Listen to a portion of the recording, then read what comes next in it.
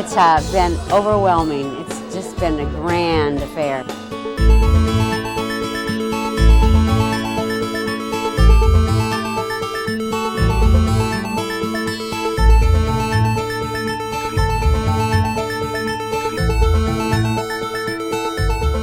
Well, this is just a thrill to be together with all these people, to be honored in such a way.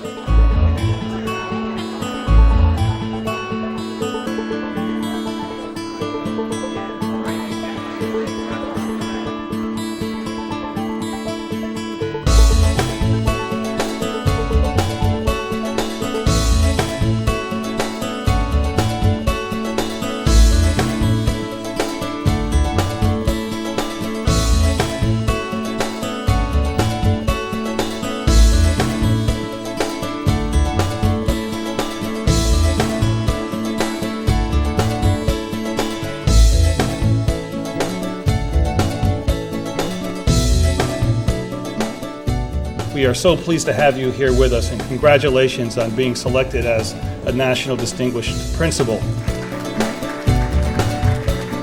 No matter where your journey goes, this is the greatest job we have ever had. They ask me, why do you work so hard and why are you here so long? It's because I feel that I'm preparing children to be messengers into a future I may not ever see.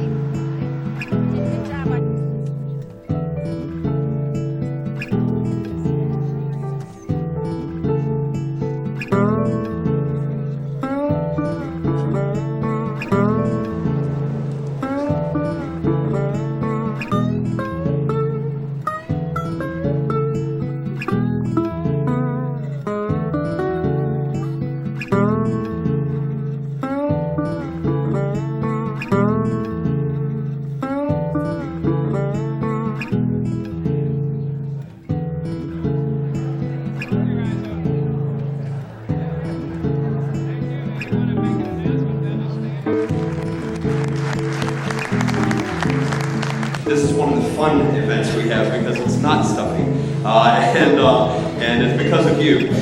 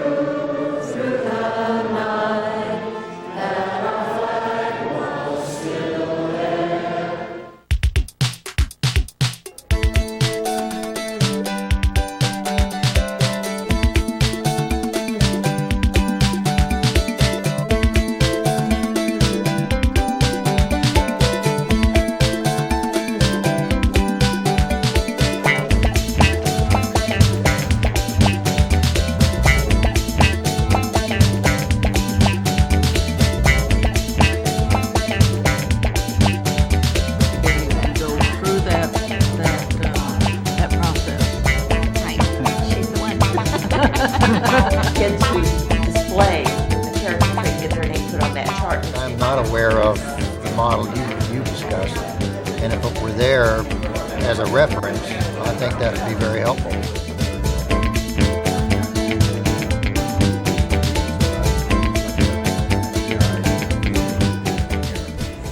I usually say to them, just consider this. Consider a flower garden, and not all flowers bloom at the same time.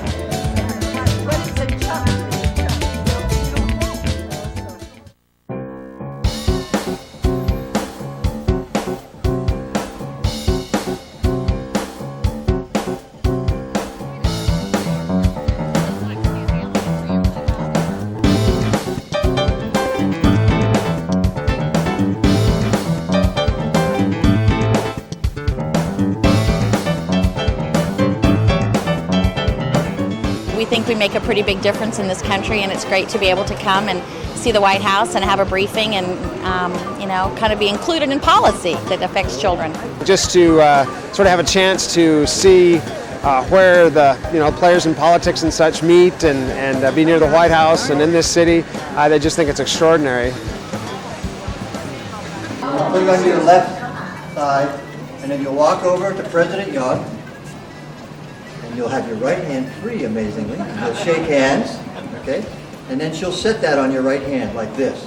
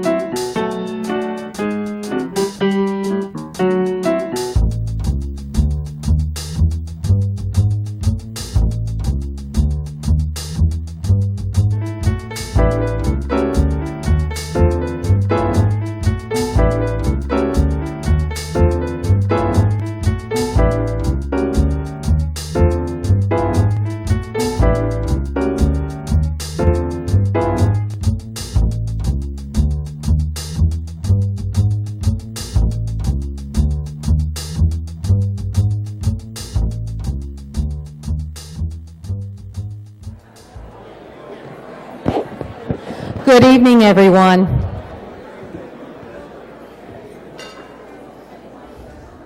Who can remember just a couple of hours where we were and what we looked like? You all look beautiful tonight, and welcome.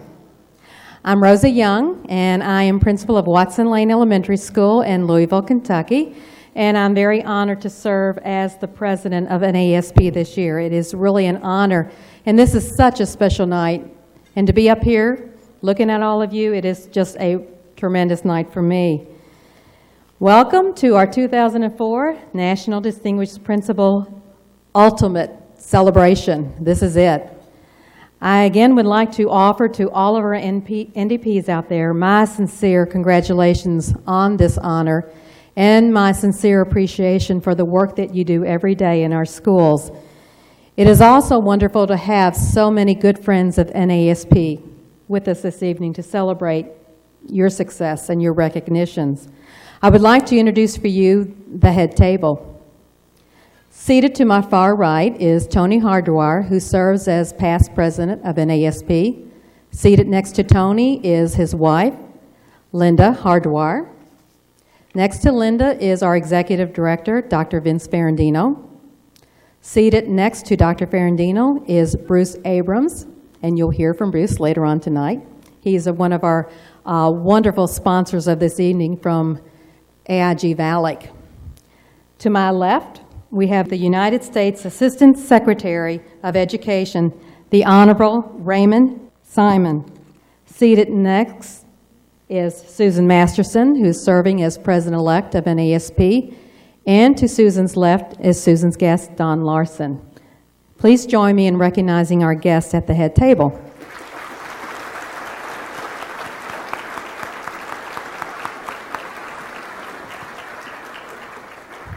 We appreciate their involvement with our program this evening. Now, let's return to our outstanding friends of NASP. And this is Bruce Abrams. Bruce is President and Chief Executive Officer of AIG Annuity Insurance Company and AIG VALIC. AIG VALIC provides annuity-based, tax-qualified retirement plans and non-qualified investments for employer groups and individuals. Mr. Abrams joined AIGA, formerly named American General Annuity and Western National, in 1994 to develop and market the company's first variable fixed annuity program and to expand the existing financial institution distribution channel.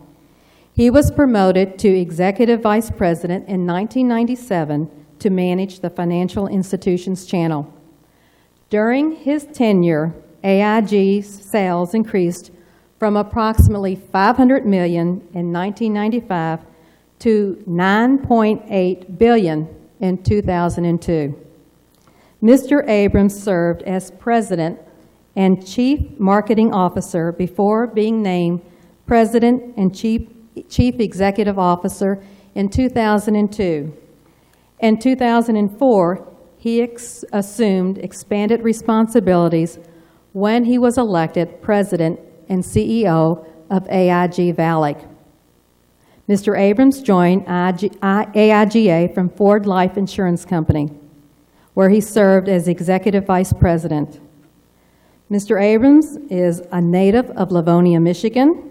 He received his BBA degree from Western Michigan University in 1971, same year I graduated from college. He is a member of the American Bankers Assurance Association, the Bank Insurance Association, and the National Association of Variable Annuities. It is my great pleasure to present a friend of education, an NASP, and a sponsor of our wonderful program, Bruce Abrams from AIG Valley.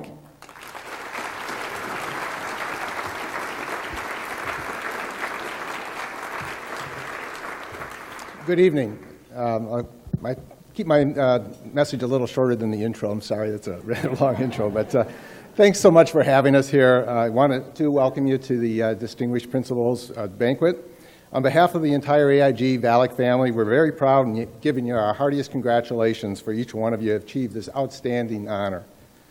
And what better place and time than our nation's capital just before the election, and you can almost feel the excitement in the air. And we've got people here from every state of the union, so it's interesting to see how everybody has been talking about the election.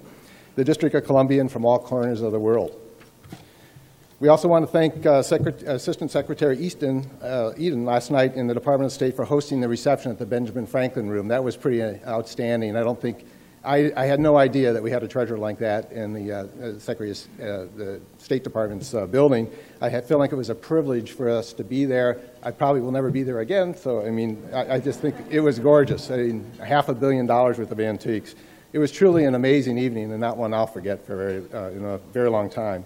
Also, would like to thank Vince and all his friends at NASP for all the fine people at the Department of Education for saluting you and establishing the tradition of this fine Distinguished Principals Award. Tonight, the spotlight truly is on you and your achievements of excellence. Selected by your peers, you've been recognized as innovators of education. You create an atmosphere of learning and inspiration, positively affecting our most precious resource, our children. And just to give you a little story, I told some people last night about this. When I was in third grade, I was a handful for my teachers, and they moved me into a gentleman, which was pretty rare back then in third grade, and he tapped into the thirst for knowledge that every child probably has, but just really needs to be nurtured and recognized. And he got me into science and math, areas that I really hadn't had much time or exposure to before, to the point that I started signing up with him for summer programs, voluntary summer programs, launching weather balloons, and he made learning fun. His name was Fred Mack. I've kept up 40 years now, which is hard to believe. He retired after 40 years. It's actually been a little longer since 40 years since I've been in third grade. But this man, I had him in fourth grade too, had an impact on my life. And that's what you have every day, and I'm sure that for people who are coming in this room, you must have had just an amazing influence on a number of children's lives. And for that, I thank you personally. It's just so good to have someone recognize what you could be and then nurture that. I've learned very much about your duties since I've been here, too. I really, last night was very fascinating. Your duties and your positions are very similar to what a CEO has to contend with. You have to interface with a board. You have to work to keep the customers, in case the parents, happy, a workforce, teachers happy. You have to work with regulators, enforce many changing rules and metrics that may reflect a less than accurate picture of the health of your school or your company. You have to keep your investors, taxpayers, happy. You have to work to keep the focus on preparing the children to ensure they meet the many challenging goals that they have in today's world. You have a very challenging job, and you're obviously succeeding very well on it. On the way here from Houston yesterday, I went through the programs, and there was the one package in there from the children was very interesting. It's very interesting to see how their ideas about what a principal is evolved from kindergarten up. So when they were asked, what does it mean to them to be a distinguished principal, the comments ranged from Jacob, who was a kindergartner. He said, a distinguished principal is a principal with a fire extinguisher. Okay. Then another kindergartner said, our principal answers the phone. Well, in business, that's really important. So, again, you're teaching really good things very young. Amy, a second grader, said, my principal does teachers' meetings, She pulls weeds, and she calls the custodian when there's a spider. So, that covers a broad spectrum of things, but not the least of which, you're making her like she's in a very safe and clean environment. Seth, a grade 4 student, said very well when he said, and I thought this was amazing for a 4th grader to be able to articulate it this well, being a principal is making sure that everyone is like a button on a shirt. And that's pretty good when you think about that, He's a very advanced 4th grader. Perhaps the most intuitive answer came from Sarah, a grade 6 student. It means you run your school smoothly, you make sure that the students are happy and having fun while they learn. It also means you're very kind, you love kids, and you can manage chaos. So, by 6th grade, they already know. And the favorite for its simplicity, my favorite, was from Amanda, a grade 7 student. A distinguished principal is someone who keeps trying when all hope is lost. Truly, really, from the mouth of children, but amazing how they really get to the heart of the matter.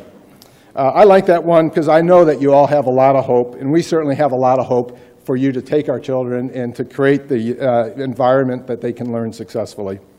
Our children are very much facing challenges they've never had to consider, that I never had to consider when I was a child. The changing world economic situation has created a world that requires, not demands, that we prepare our children for a future with the best possible education. The open borders created by free trade, booming economic development in emerging markets such as China means that capital is being invested in those economies offshore at an increasing rate. Unlike the past, when having a pickup truck and a strong back could give you a shining future, that's just no longer true in this world. We have to instill to our children a thirst for education to prepare them to compete in the world markets. It is people like the people in this room tonight that are obviously reaching our children early and providing them with the desire to learn that will ensure that they're prepared for this world. You not only provide a very successful role model for your faculty, staff, and student body, but you are proven leaders in your community by forging bonds with local businesses, civic and religious organizations, and of course the parents, those who trust you to stimulate, motivate, and educate their children. You have embraced many of the challenges of the No Child Left Behind, and I've learned a lot more about that in the last 24 hours than I had during the election or reading the paper. But as all winners do, through hard work, innovative processes, and engaging attitude, you're managing those challenges with success. By accomplishing all of this so well, you have demonstrated skill sets that the envy of corporate boards across America.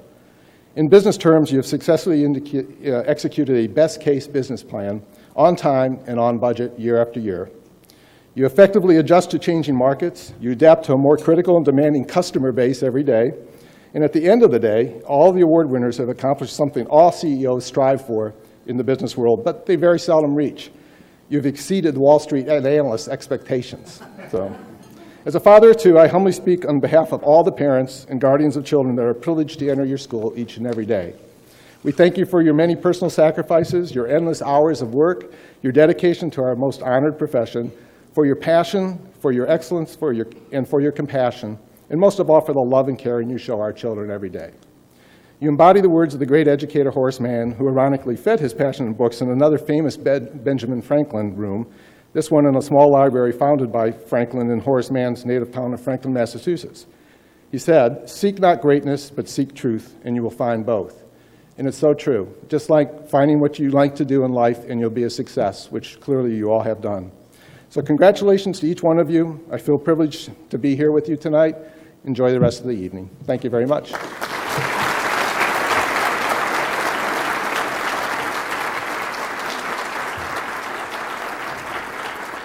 Thank you, Mr. Abrams. We are truly appreciative of your support of not only our NDP program, but all of the other things that you do to help NASP. Thank you very much. Let's give him another round of applause, please.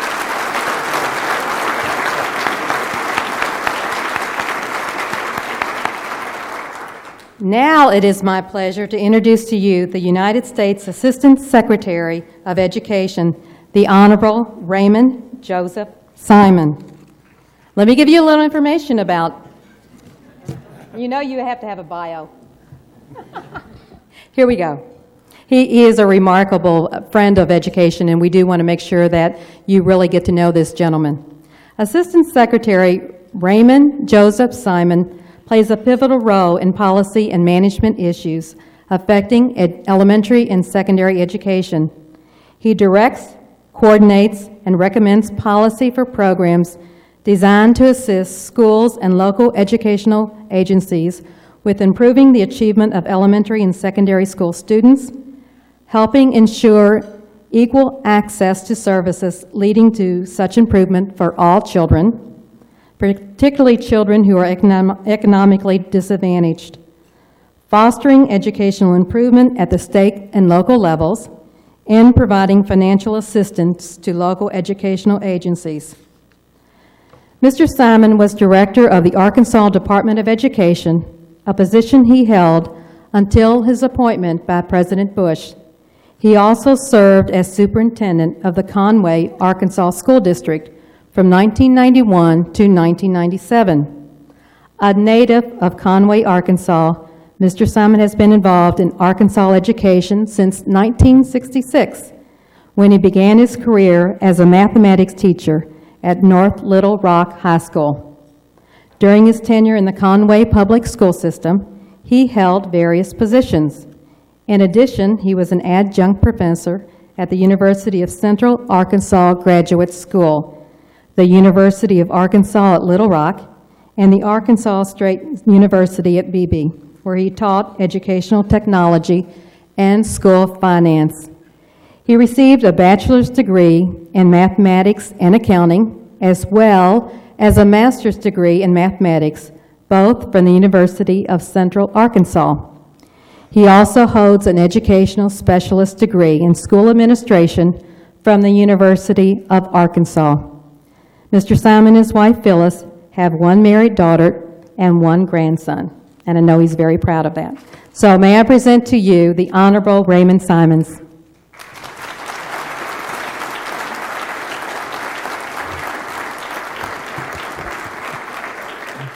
Boy, thanks a lot. I'm here in the absence of Secretary Page, who was scheduled to be here, and I apologize that you have to look at me instead of him. I was in a school in Memphis one time, and I was going by the classrooms, and the teacher said, "Mr. Page, it is so nice to meet you. This has been a thrill of my life." I never corrected her. Thanks to this day, she met the Secretary of Education. I haven't been in my job very long. I came to Washington on a one-way ticket from Conway, Arkansas on January the 6th of this year. And I had been on the job just a few days, and the Washington Post sent a reporter to interview me. I guess they smelled blood.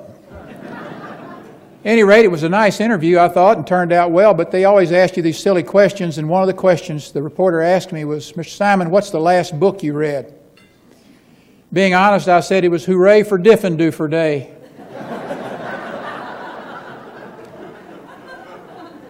Was my last book. I don't have a chance to read a lot. But Diffin-Doofer Day, I brought it with me tonight. It's my security blanket. Hooray for Diffin-Doofer Day is all about teaching and learning, what school should be about. It's about a teacher, Miss Bonkers, who works in a school where everybody cares for kids.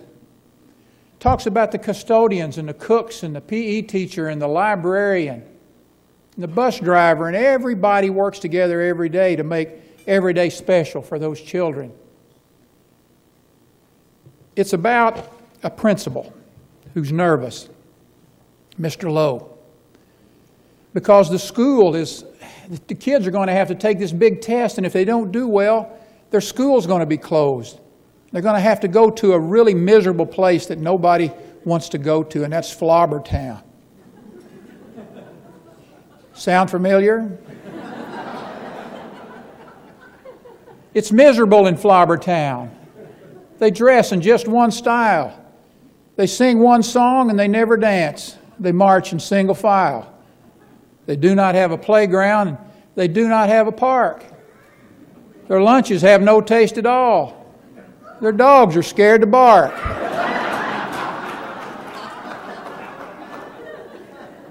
Well, this spring, I had the privilege of meeting with several groups of teachers, and we asked them, what is it that the United States Department of Education can do for you? What is it you're hearing about No Child Left Behind, and how can we support you to do the mission of that great initiative? And the teachers told us a couple of things. They said, number one, We've tried to close this achievement gap for years, many of us and our colleagues, and we haven't been successful, so we're not really sure we can do the mission, although we think it's the thing to do. So one thing you could do would be to put us in touch with teachers that have done it. Second thing they said was, you have to support our principals. Our principals are so important to us because we can't do our job if our principals don't know what to do or can't do their job. So take care of our principals. Boy, that was pretty simple. That's the two things they wanted. They said, we want our principals to know what to do and to have the authority to do it. We don't want to have to teach in a school where the curriculum is narrowed. We don't want to have to teach in a school where recess is done away with. We don't want to work in, and we don't want our kids to go to Flobbertown, is what they were saying. So we found 50 Miss Bonkers all over this country and some of her male counterparts, and we took them on the road with us this summer in what we dubbed the Summer of Love Tour for teachers. We stopped in 7 communities throughout the country, and we invited teachers and principals. We could only accommodate about 1,500 during that course of the summer. We had a waiting list of 7,000 teachers that wanted to come. Most rewarding experience I've ever had in 38 plus years of education. And these 50 teachers, these 50 Miss Bonkers, spoke to these teachers and said, you know, here are the children I have, and here's how I'm reaching those children. Those teachers were teaching to proficiency every day, kids that many thought couldn't be taught. So they were telling the teachers how they did that. Such a heartwarming experience. And the teachers that attended weren't the new teachers necessarily. We did an event called Last Teacher Standing where we tried to honor the teacher that had had the most experience, and their reward was a hooray for Diffendufer book. And there were teachers there with 40 plus years experience, still wanting to learn how to reach kids. I had the privilege of talking to them about my grandson Alex, who's going to be 3 years old in January. And I told those teachers, you know, I don't want it to be the luck of the draw when little Alex starts kindergarten that he gets a lousy teacher. And I sure don't want it to be the luck of the draw that he gets 3 lousy teachers in a row. Because if he does, little Alex probably won't graduate from high school.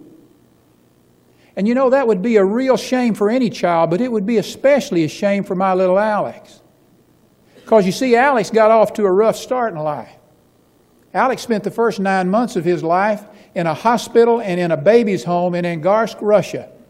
And that's in the middle of Russian Siberia, where it's extremely cold. And my daughter and son-in-law had the privilege of making Alex part of our family when he was 9 months old. And when they first met him, Alex couldn't even sit up or crawl. And it was all because he'd been clothed in heavy blankets and coats his whole life. He'd never had a chance to be a real baby. And when they got a hold of him, within 2 days, he was crawling and pulling up on furniture. And when I got to meet him for the first time at Thanksgiving that year, what a wonderful experience for me. And at Christmas time, 10 days before his 11th month birthday, he took his first step. Not bad for a little guy that couldn't sit up 2 months before. And it was all because the heavy coats came off. And I told those teachers, you know, little Alex and a lot of his little buddies, because of their skin color or because of the language they speak or because of their zip code, we've too often clothed them in blankets and heavy coats of low expectations. We've not let them really be what they could be. And so my mission was to make sure that every coat and blanket got off those children. And that's what No Child Left Behind strives to do. And these Miss Bonkers we brought with us have taken those coats and clothes off. So what a shame it would be now for little Alex and his little buddies to have those coats put back on after having 3 poor teachers. And I'm not going to let that happen if I can stop that. I want, when Alex goes to school and he takes his first official test in school, I want it to be with Miss Bonkers in front of the classroom. Just like Miss Bonkers told these kids when it came time for test day. Miss Bonkers rose. Don't fret, she said. You've learned the things you need to pass that test and many more. I'm certain you'll succeed. We've taught you that the earth is round and that red and white make pink. But something else that matters more, we've taught you how to think. That's great. That's what a teacher's supposed to do. And the kids, they'll step up, they'll step to the plate. And then the test was handed out. Yahoo! We yelled Yahoo! Because it was filled with all the things that we all knew we knew. There were questions about noodles, about poodles, frogs and yelling, about listening and laughing, and chrysanthemums and smelling. And there were questions about other things that we'd never seen or heard. And yet somehow we answered them, enjoying every word. You guys hold the secret to make your school diff and do for school. And that's what your teachers want you to do. I want for Alex and for every little boy and girl in this country, I want every year for them to be a year where they have the principal of the year in their school. And I want every year for them to have Miss Bonkers in front of their classroom. And I want every day to be diff and do for day. You hold the key to making that happen more than any single individual. And I'm counting on you to do that for Alex. God bless you for what you do and what you will do. And I thank you for giving me the privilege of being part of this event this evening. Thanks a lot.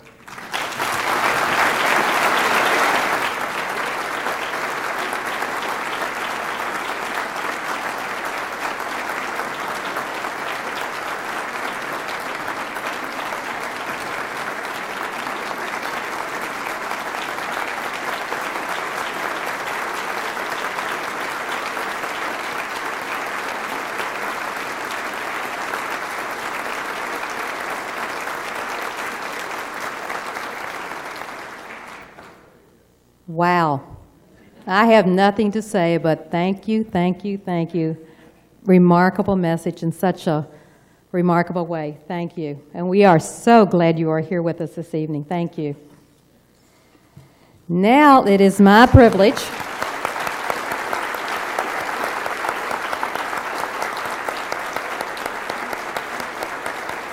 That does give us inspiration, doesn't it? We can do it, can't we? We can do it. We can do it. It is now my privilege to introduce our next speaker and our Master of Ceremonies for our awards program. Dr. Vincent Ferrandino became Executive Director of the National Association of Elementary School Principals in 1991. As a former teacher, principal, and superintendent in New York and Connecticut, Vince understands the challenges that are facing our school leaders. Vince served as Commissioner of Education in Connecticut from 1992 to 1994, overseeing the implementation of state policy for more than 500,000 K-12 students, as well as managing a $2 billion budget. From 1994 to 1997, Dr. Ferrandino headed the New England Association of Schools and Colleges, leading accreditation activities for 1,700 public and private colleges and universities in the New England region. Since joining NASP in July of 1999, Dr. Ferrandino has worked closely with the Board of Directors and staff in effectively studying our mission and focusing our efforts to best serve principals and children. Dr. Ferrandino has also initiated significant programs designed at addressing the challenges faced by our urban and international principals. Please join me in welcoming NASP's Executive Director, Dr. Vincent L. Ferrandino. Thank you, Rosie. Thank you. Thank you very much. Ray, that was the most refreshing thing I've heard out of the department in 4 years. Thank you very much. Thank you. Bruce, we're really happy to have you with us and really appreciate all the support that VALIC gives to this program.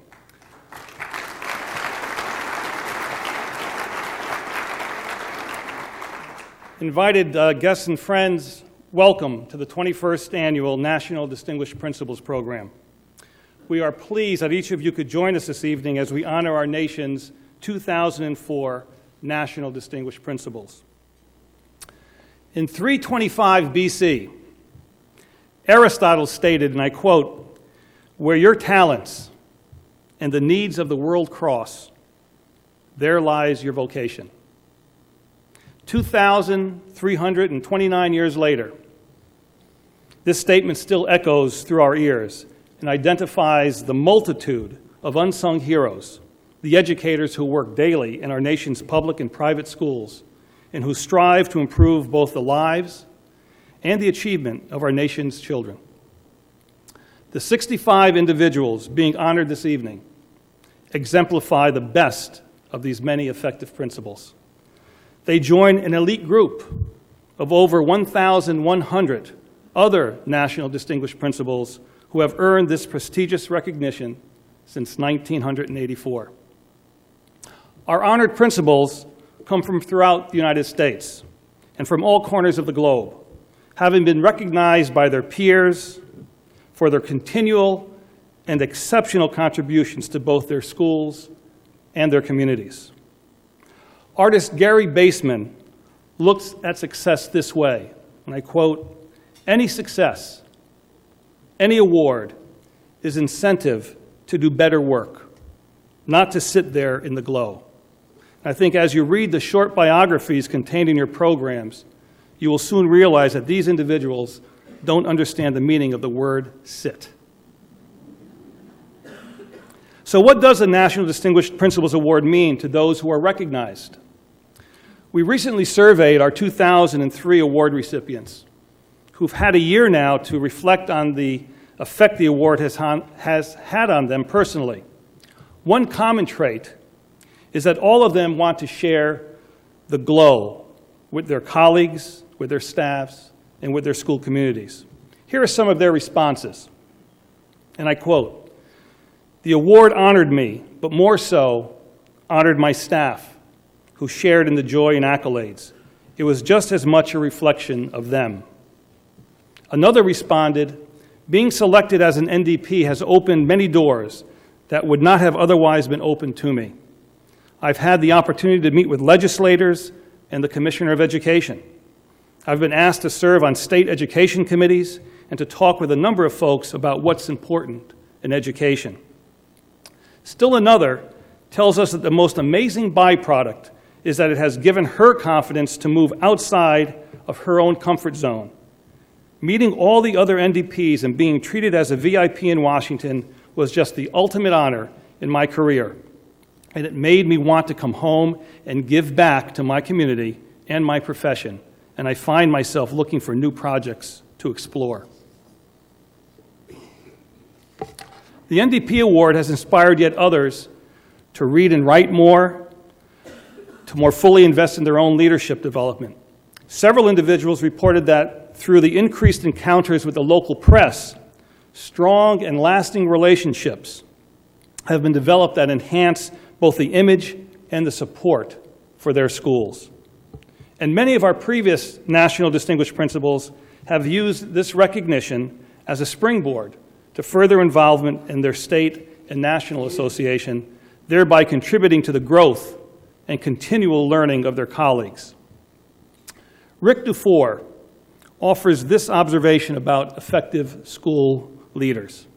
And he says, "Principals must live with paradox. They must have a sense of urgency about improving their schools, balanced by the patience to sustain them for the long haul. They must focus on the future, but remain grounded in today. They must see the big picture while maintaining a close focus on details. They must be strong leaders who give away power to others." How do our principals do this? Well, the study conducted by NAESP, NASSP, and ERS in 2000 revealed the following characteristics of effective principals. They project a positive self-image, which in turn shapes the perception of the school. They believe in the ability of their students and staff to achieve high standards of performance. They recognize teaching and learning as the main business of the school. They communicate the school mission clearly to everyone. They foster standards for teaching and learning that are high and attainable. They provide clear goals and monitor the progress of students toward achieving them.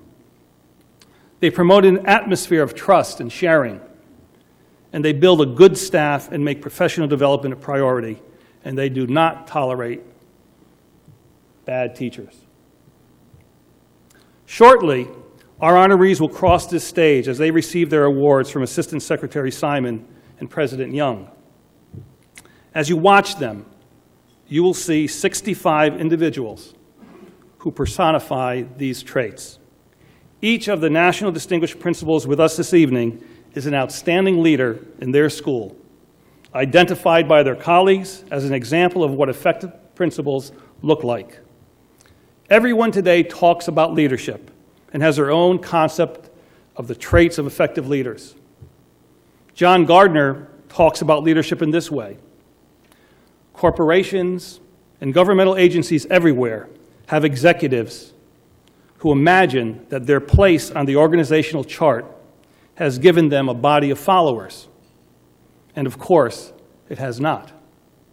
They have been given subordinates. Whether the subordinates become followers depends on whether the executives act like leaders. Effective principals are honored executives. The 65 National Distinguished Principals before us this evening understand that to have followers, you must earn their respect and trust. Kouzes and Posner, in their book called The Leadership Challenge, eloquently describe an effective leader as one who, and I quote, encourages the hearts of their constituents to carry on. Elementary principals encourage the hearts of their staffs, their students, and their families to carry on, in spite of the adversity and setbacks that we all face. Some of us face them from time to time, while unfortunately others must live with them day by day. Principals achieve this by modeling ethical and moral behavior in their own day-to-day lives, by rising above troublesome events and encouraging their school communities to observe and hopefully emulate their own behavior as they assist those who struggle to overcome adversity and to be successful. This afternoon, our honorees spent some time helping to inform NAESP about the status of young children in this country. In this discussion, they reinforced NAESP's call for universal voluntary preschool for all children. It is NAESP's belief that through universal preschool programs, the playing field can be leveled for all families, especially those that are unable to afford preschool services for their children. Universal preschool will give the neediest of our children a real opportunity to finally reach the bar and have a better chance at success in school. Now, we realize the scope of the task goes well beyond the school, and we encourage our members to reach out to their community and governmental organizations to help achieve this goal.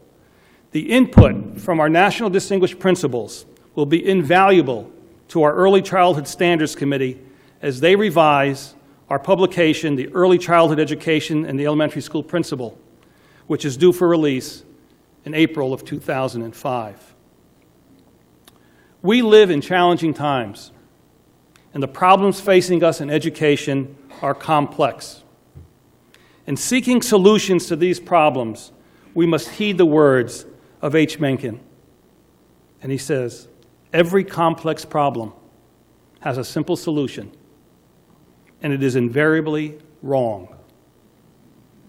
Please keep in mind that effective schools research by Lizotte in the early 90s, and most recently by Marzano in his meta-analysis of 25 years of effective school research, all point to the principal as the determining factor in the culture and in the effectiveness of the school.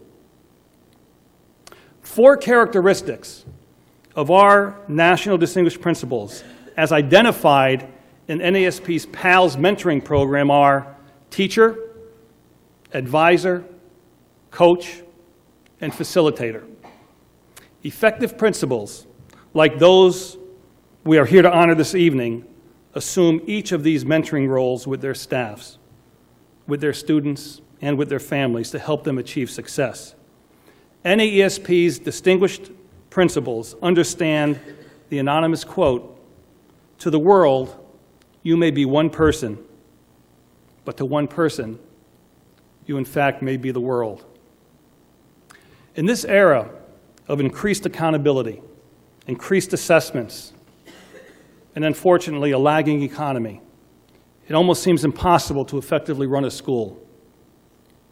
In our effort to bring all students to high levels of academic achievement, let us remember that our task is to develop far more than good test takers and high academic achievers. Let us remember the words of Dr. Chaim Guinnot in his letter to teachers during a very different era of history. And I quote, "Dear teacher, I am a survivor of a concentration camp. My eyes saw what no man should witness. Gas chambers built by learned engineers. Children poisoned by educated physicians. Infants killed by trained nurses. Women and babies shot and burned by high school and college graduates. So I am suspicious of education. My request is, help your students to become human. Your efforts must never produce learned monsters, skilled psychopaths, educated Eichmanns. Reading, writing, and arithmetic are important only if they serve to make our children more humane." These are powerful and sobering words that require us to pause and make certain we are doing what is in the best interest of our children and the future of our democratic society. There's some other advice that I should also heed. Mary Lowry tells us there are very few people who don't become more interesting when they stop talking. So let me conclude. Ladies and gentlemen, you show us how ideas are created, nurtured, supported, and implemented in ways that benefit the entire learning community. As guardians of the schoolhouse, it is your responsibility to be advocates, teachers, coaches, friends, and often surrogate parents for the youngest members of our society. As recognized leaders in your field, you inherit a responsibility along with your honors.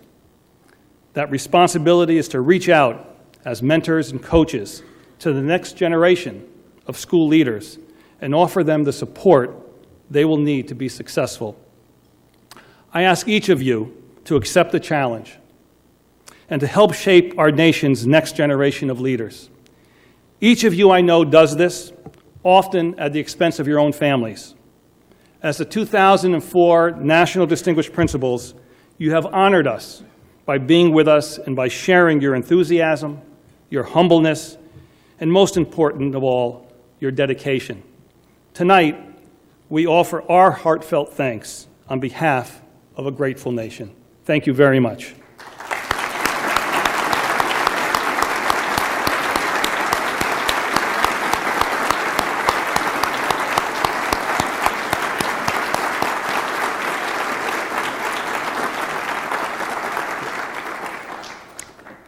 Now it's time to officially bestow the honor of the 2004 National Distinguished Principals. I would like to invite our platform guests to please take their seats in the audience, and for President Young and Assistant Secretary Simon to please move to the awards area. National Distinguished Principals, please line up as you appear in the program to my right, and Fred Brown will be there to assist you. Ladies and gentlemen, let us begin. It's my pleasure to introduce to you the National Distinguished Principal from the state of Alabama, Jane Evans Hampton.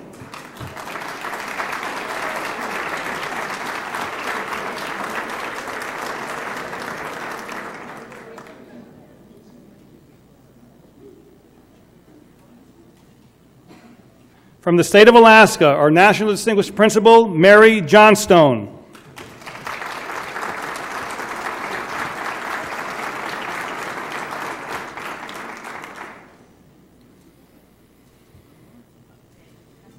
The National Distinguished Principal from the state of Arizona, Catherine Sheba.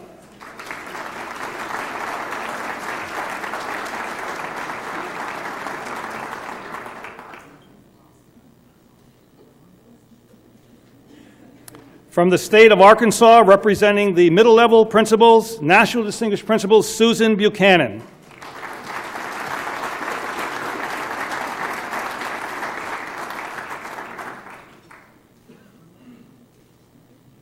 The National Distinguished Principal representing elementary schools from the state of Arkansas, Jerry Vaughn.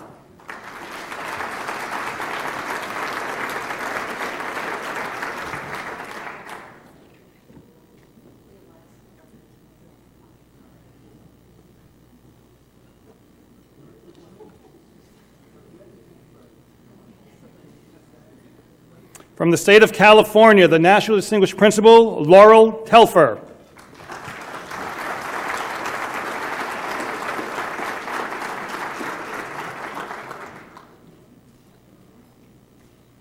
Our National Distinguished Principal from the state of Colorado, Keith Ellsbury.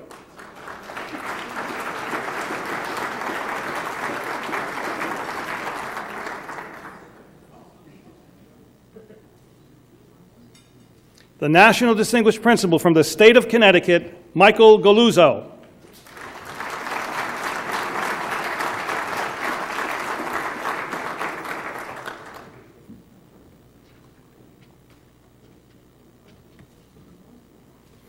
From the state of Delaware, National Distinguished Principal, Pete Bassel.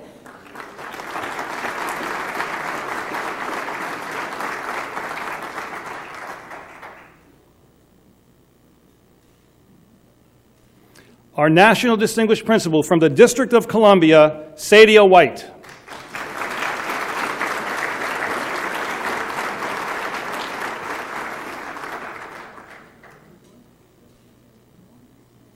From the state of Florida, the National Distinguished Principal, Gloria Kolka.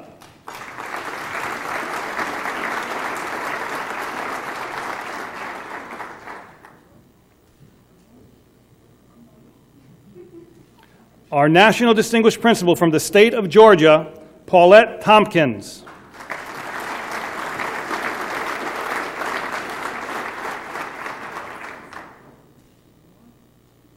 Our National Distinguished Principal from the state of Hawaii, Eileen Hirota.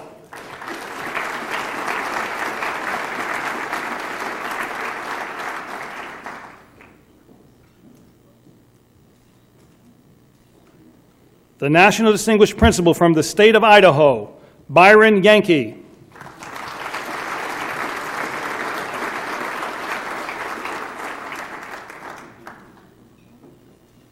From the state of Illinois, National Distinguished Principal, Rebecca McCabe.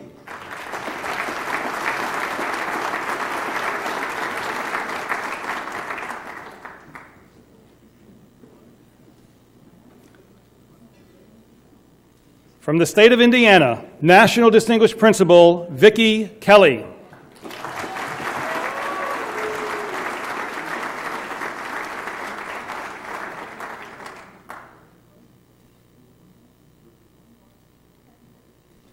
Our National Distinguished Principal from the state of Kansas, Pamela Barris.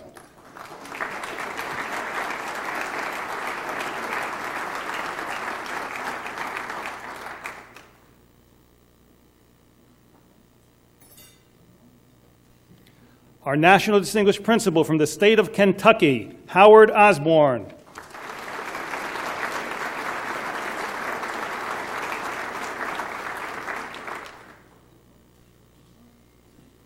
From the state of Louisiana, National Distinguished Principal, Pamela Quibido.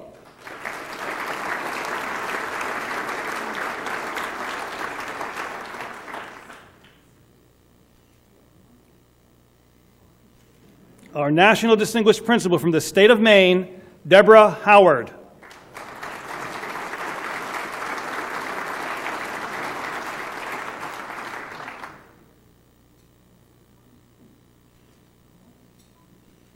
From the state of Maryland, National Distinguished Principal Carolyn Johnston.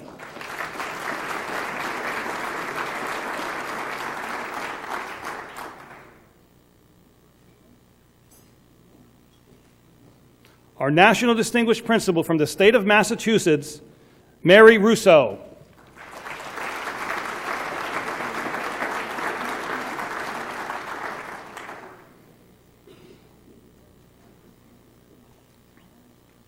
From the state of Michigan, National Distinguished Principal Berna Friedman Ravitz.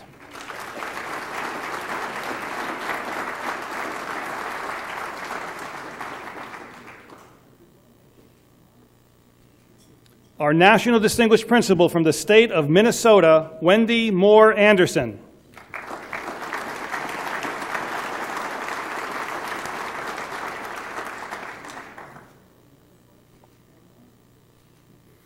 Our National Distinguished Principal from the state of Mississippi, Kim Benton.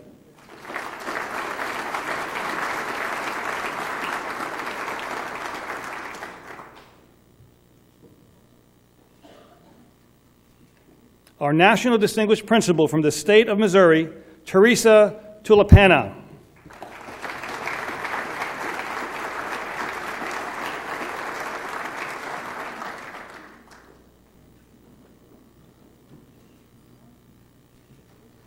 From the state of Montana, representing elementary school principals, National Distinguished Principal Donald Itzo.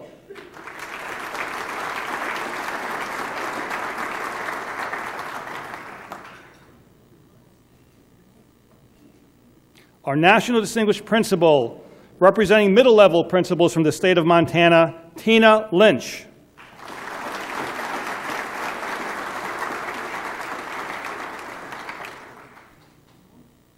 From the state of Nebraska, National Distinguished Principal Mary Drew.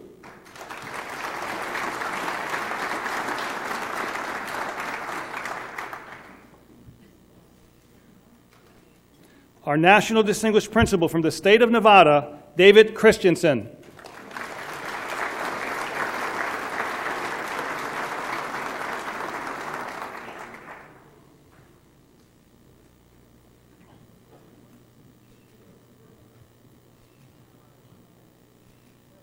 From the state of New Hampshire, National Distinguished Principal Mark Boyd.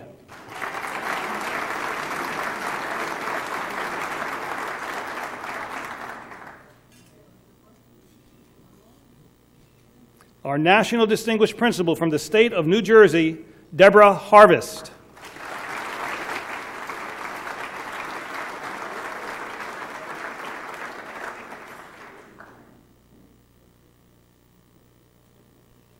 From the state of New Mexico, National Distinguished Principal Nicolette Dennis.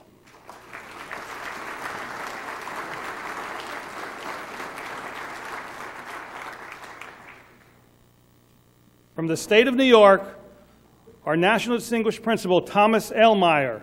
Receiving the award for Mr. Elmeyer is Bonnie Tyron, our NASP Zone 2 Director.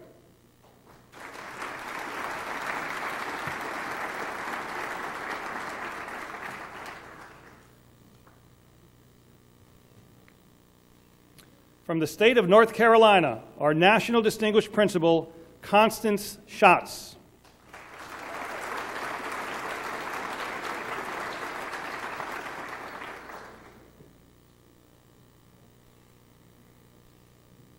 Our National Distinguished Principal from the state of North Dakota, Thomas Conlon.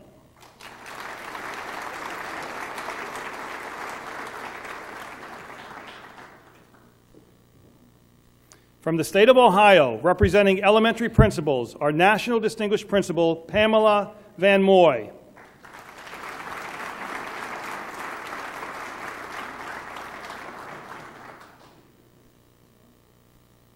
Representing middle-level principals from Ohio, National Distinguished Principal, Larry Case.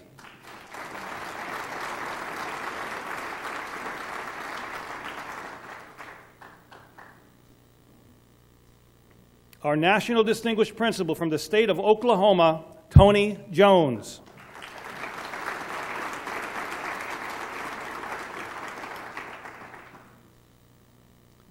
From the state of Oregon, National Distinguished Principal Vanessa Bunker.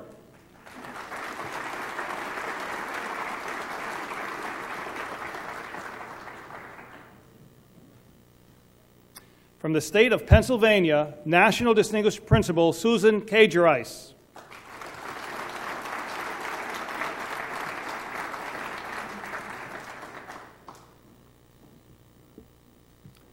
From the state of Rhode Island, National Distinguished Principal Arlene Miguel.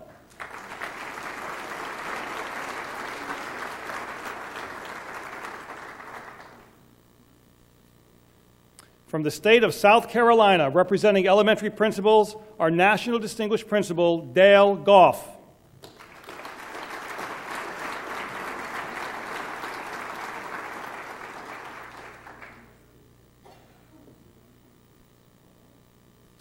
Representing middle-level principals from the state of South Carolina, our National Distinguished Principal, Barry Knight.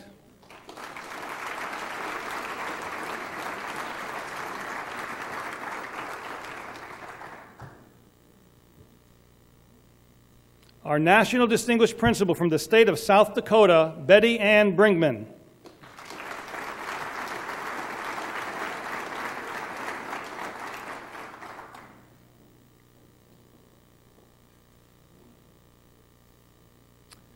From the state of Tennessee, representing elementary school principals, our National Distinguished Principal, Deborah Bentley.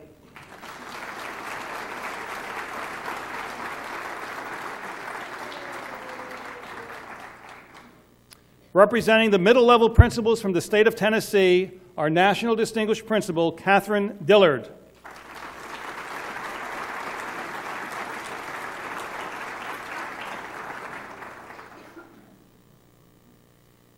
Our National Distinguished Principal from the state of Texas, Cynthia Godowski Luna.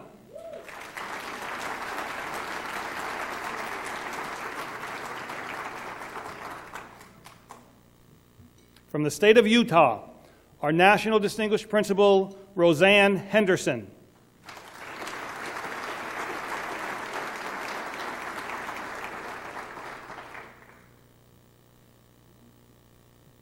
Our National Distinguished Principal from the state of Vermont, Judith Maynard.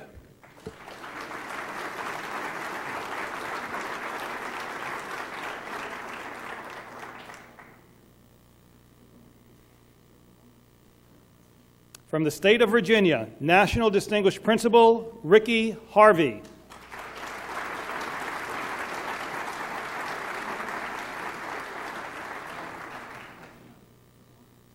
From the state of Washington, National Distinguished Principal, Paul Nash.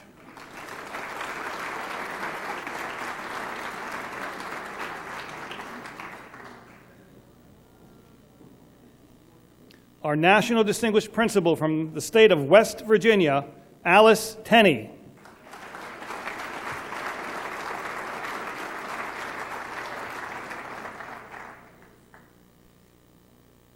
From the state of Wisconsin, National Distinguished Principal, Nancy Hackbarth.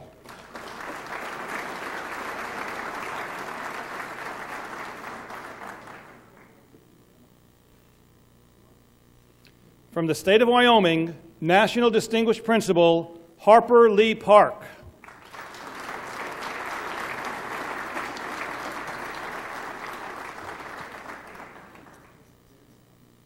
From the state of California, representing private schools, National Distinguished Principal, Gada Hewless.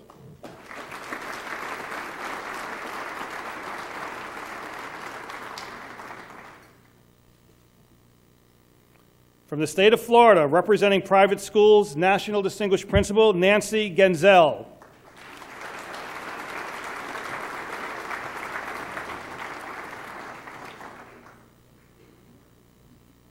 From the state of Illinois, representing private schools, National Distinguished Principal, Dennis Gerke.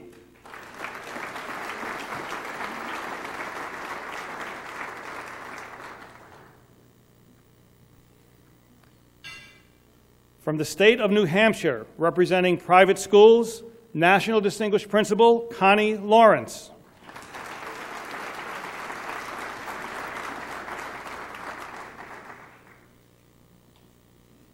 From the state of New Jersey, representing private schools, National Distinguished Principal, Marion Hobby.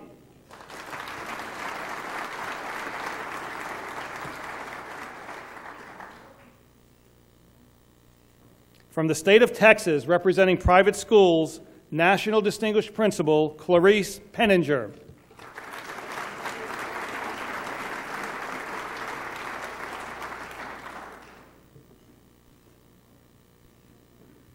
Representing U.S. Department of Defense dependent schools, from the state of North Carolina, National Distinguished Principal, Martin Kinney.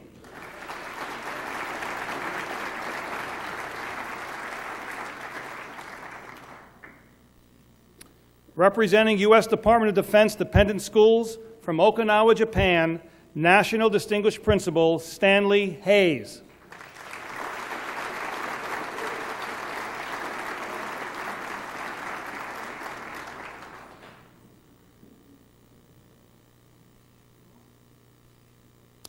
Representing schools overseas, assisted by the U.S. Department of State, National Distinguished Principal from Norway, Linda Zielinski.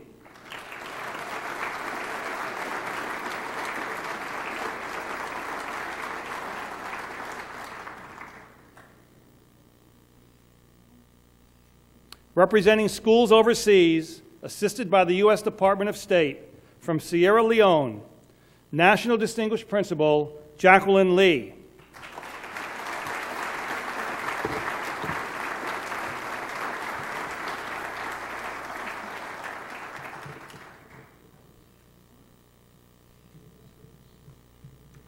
Ladies and gentlemen, that concludes the award ceremony. Let's offer a round of applause for our 2004 National Distinguished Principals.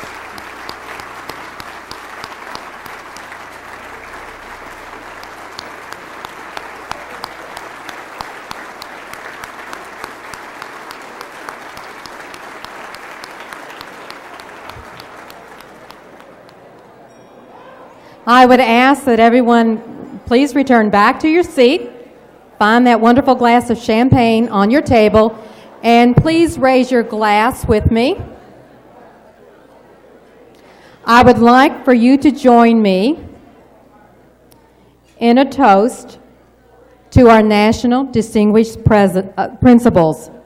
We have come together to celebrate the success of our dedicated, outstanding leaders. Thank you for your commitment to our children, your passion to make a difference in our schools, and your belief in the value and worth of our educational system. We salute you.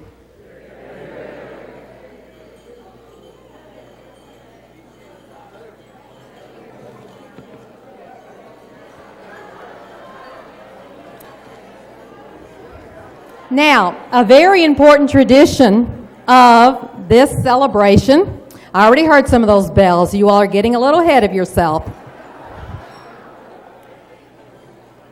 But it is tradition at this celebration to pick up that bell and raise it high. And I would ask at the count of 3, we are going to ring our bells for the children of our schools. 1, 2, 3.